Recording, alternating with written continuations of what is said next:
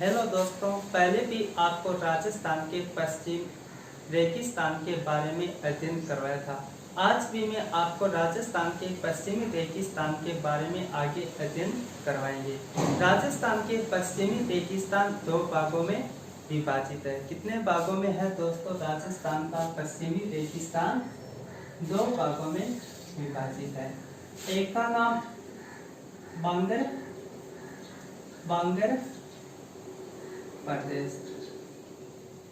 प्रदेश और दूसरा नाम है, उसका नाम है शुष्क मरुस्थल। दोस्तों, पश्चिमी रेगिस्तान दो उप भागों में बांटा गया है। कितने उप भागों में है? दो भागों में। कितने भागों में बांटा गया? दो उप भागों में बांटा गया। पश्चिमी रेगिस्तान दो उप भागों में बांटा गया है। एक का नाम बांगर प्रदेश और दूसरे का नाम शुष्क मरुस्थल। दो भागों में विभाजित किया गया है। बांगर प्रदेश है दोस्तों, उनको चार भागों में विभाजित किया गया है। बांगर प्रदेश को, यह बांगर प्रदेश है। बांगर प्रदेश कहते किसको है, इसके बारे में पहले अध्ययन करेंगे। प्राचीन जलोढ़ मिट्टी द्वारा निर्मित। प्राचीन जलोढ़ मिट्टी द्वारा निर्मित। प्राचीन जलोढ़ मिट्टी द्वारा निर्मित, जहां नदियों का पानी नहीं पहुंच पाता। जहां नदियों का पानी नहीं पहुंच पाता। दोस्तों, बांगर प्रदेश किसे कहते हैं?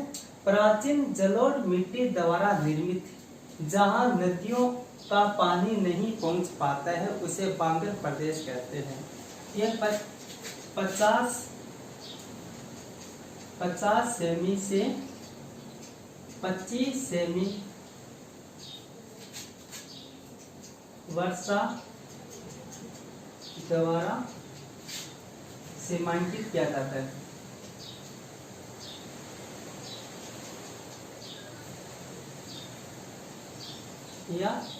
यानी विभाजित किया जाता है।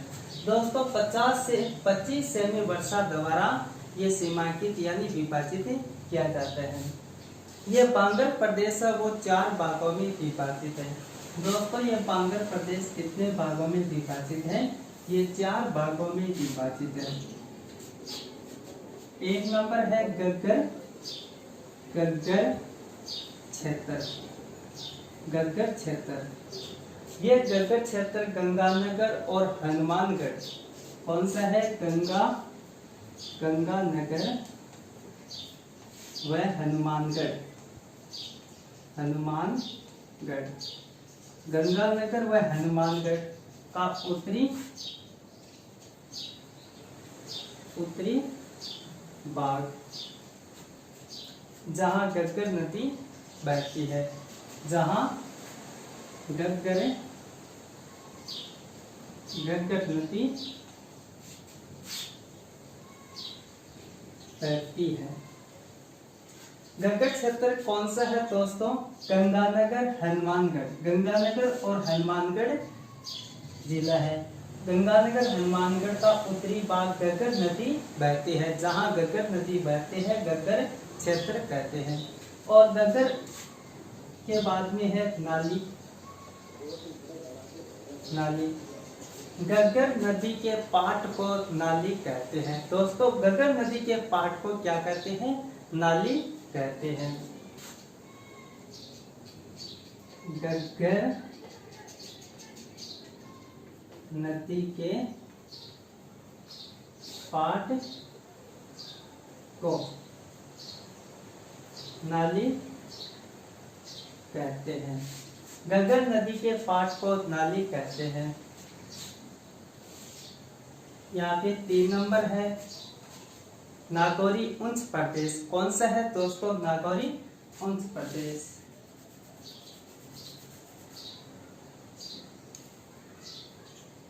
नागौरी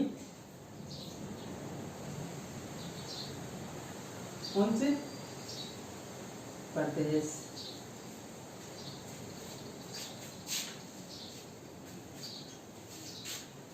यहाँ पे नागौरी उच्च प्रदेश है। निम्न भूमि, निम्न कंगारों में वर्षा का पानी बढ़ जाने से खारे पानी की झीलों का निर्माण होता है।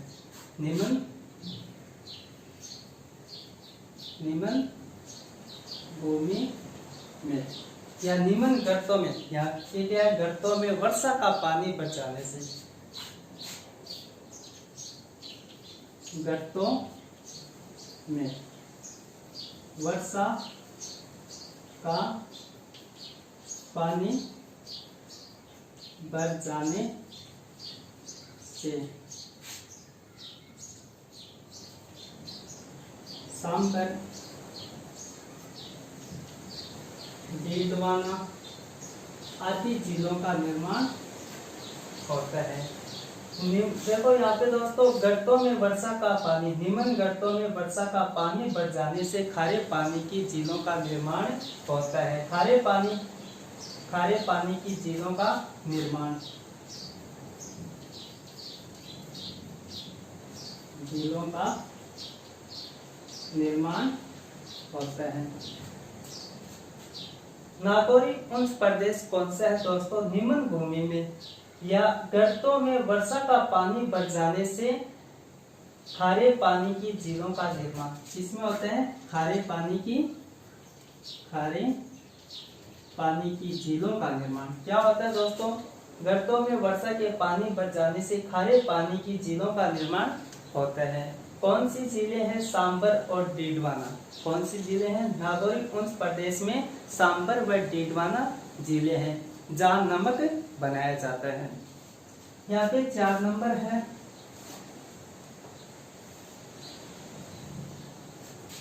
गोंडवाना। कौन सा है दोस्तों?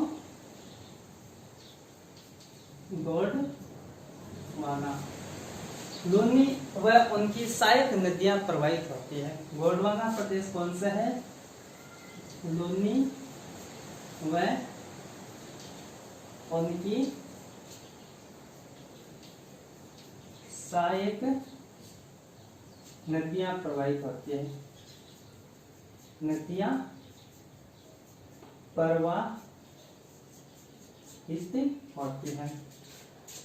दोस्तों एक बार पुनः देखो, बांगर प्रदेश है। पश्चिमी रेगिस्तान 2 उप भागों में बांटा गया। कितने हैं? 2 उप भागों।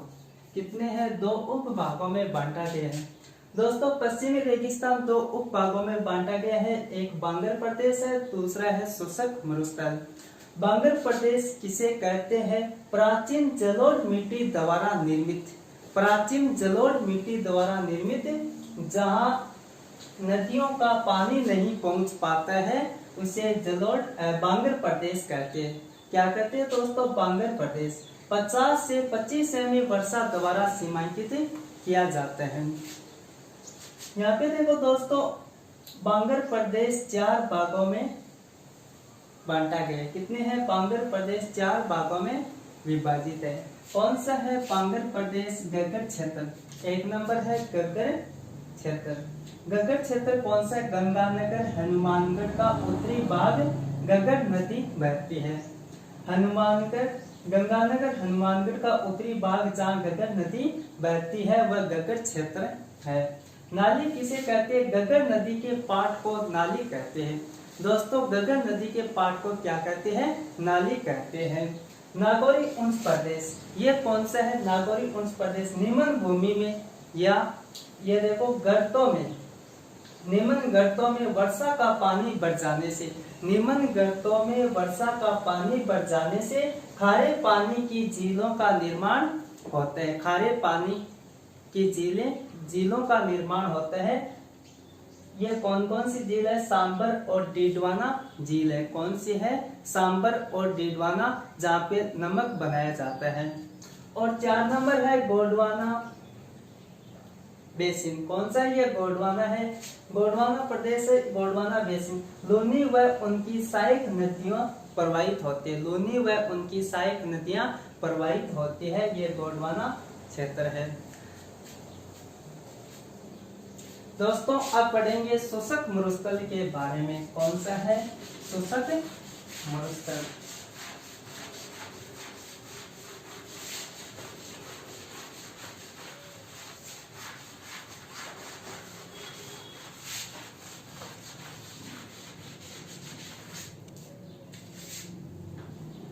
अब पढ़ेंगे ये बांगर था, बांगर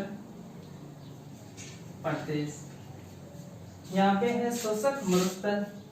दोस्तों ये शोषक मरुस्थल दो उप भागों में बांटा गया है। शोषक मरुस्थल कितने हैं? दो उप भागों में विभाजित है। कितने हैं? दो उप भागों में विभाजित है। शोषक मरुस्थल दो उप भागों में विभाजित है। एक नंबर है पथरीला मरुस्थल। कौन सा है दोस्तों? पथरीला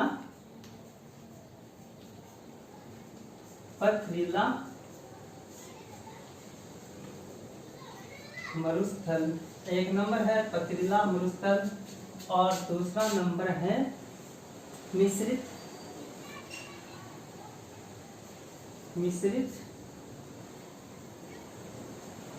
मरुस्थल। दोस्तों यहाँ पे देखो शोषक मरुस्थल दो उप भागों में बांटा गया है। शोषक मरुस्थल दो उप भागों में बांटा गया है। एक नंबर है पथरीला मरुस्थल, दूसरा है मिश्रित मरुस्थल। पथरीला मरुस्थल जैसलमेर,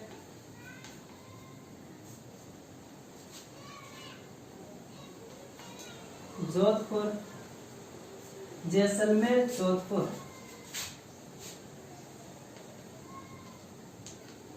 बाड़मेर, जालौर। दोस्तों पथरीला मरुस्थल 4 जिलों में है। कौन सा? जैसलमेर, जोधपुर, बाड़मेर, जालौर। इसे हमाद कहते हैं। इसे क्या कहते हैं? हमाद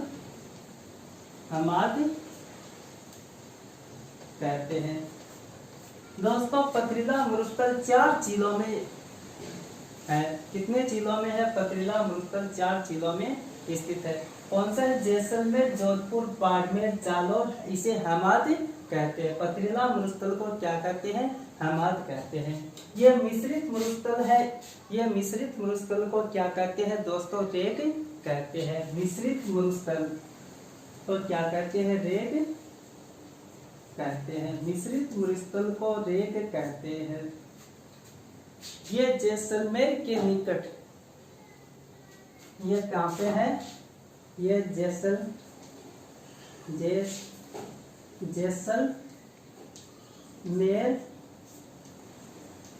के निकट, जैसलमेर के निकट लोथरवा,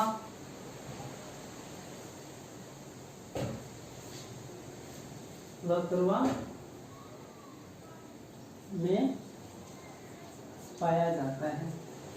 यह जैसलमेर के निकट लोथरवा में पाया जाता है। दोस्तों ये मिश्रित मरुस्थल है। इसे रेग कहते हैं। क्या कहते हैं? मिश्रित मरुस्थल को रेग कहते हैं। जैसलमेर के निकट लोथरवा में पाया जाता है। ये कहाँ पे स्थित है? लोथरवा में स्थित है। दोस्तों आपको ये शोषक मरुस्थल के बारे में अध्ययन किया। अब देखो दोस्तों आप थार मरुस्थल के बारे में। थार मरुस्थल की क्या विशेषता है? दोस्तों थार मरुस्थल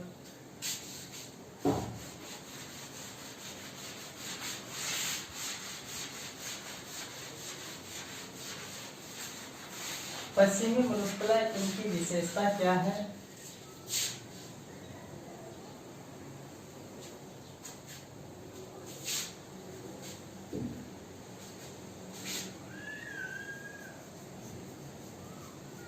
मरुस्थल, यहाँ पे देखो इस मरुस्थल की विशेषता क्या है दोस्तों?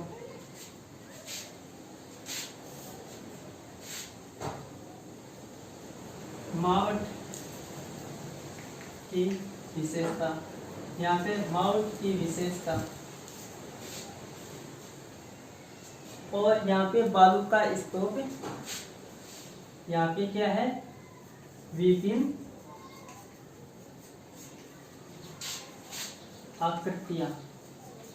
मरुस्थल की क्या है दोस्तों, विभिन्न आकृतियां पाई जाती हैं। यहाँ पे देखो दोस्तों, बरखान क्या है,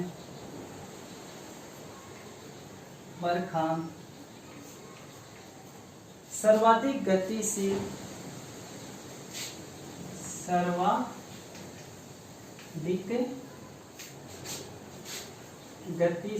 सर्वाधिक गतिशील बालू का स्तूप,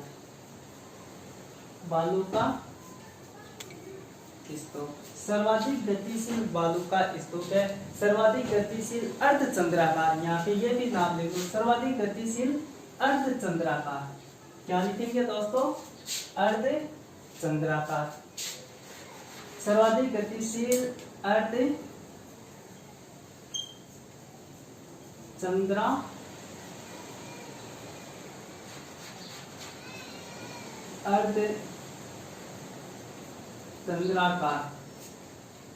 बालू का स्तूप,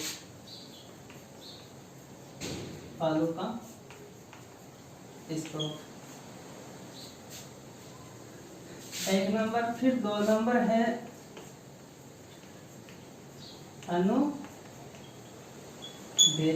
अनुदैर्घ्य बालू का स्तूप। यह पवनों के समांतर बनने वाले बालू का स्तूप है। ये क्या है, पवनों के समांतर बनने वाले बालू का स्तूप है। यह पवनों के समांतर बनने वाले बालू का स्तूप है। अनुप्रस्थ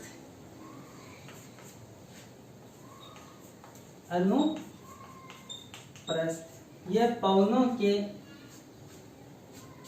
पवनों के समकोण में क्या होते हैं, यह पवनों के समकोण में बनने वाला, पवनों के समकोण में बनने वाला बालू का स्तूप। दोस्तों, ये थर मरुस्थलीय भाव की विशेषता विभिन्न आकृतियां है। थर मरुस्थल में विभिन्न प्रकार की आकृतियां हैं। ये कौन सा है, बरखान क्या है, सर्वाधिक गतिशील अर्धचंद्राकार बालू का स्तूप है। सर्वाधिक गतिशील अर्धचंद्राकार बालू का स्तूप है। अनुदैर्घ्य क्या है दोस्तों, पवनों के समांतर बनने वाले बालू का स्तूप है। पवनों के समांतर बनने वाले बालू का स्तूप है। फिर देखो यहाँ पे 3 नंबर, अनुप्रस्थ क्या, पवनों के समकोण में बनने वाले बालू का स्तूप है। पवनों के समकोण में बनने वाले बालू का स्तूप है। फिर आगे देखो दोस्तों,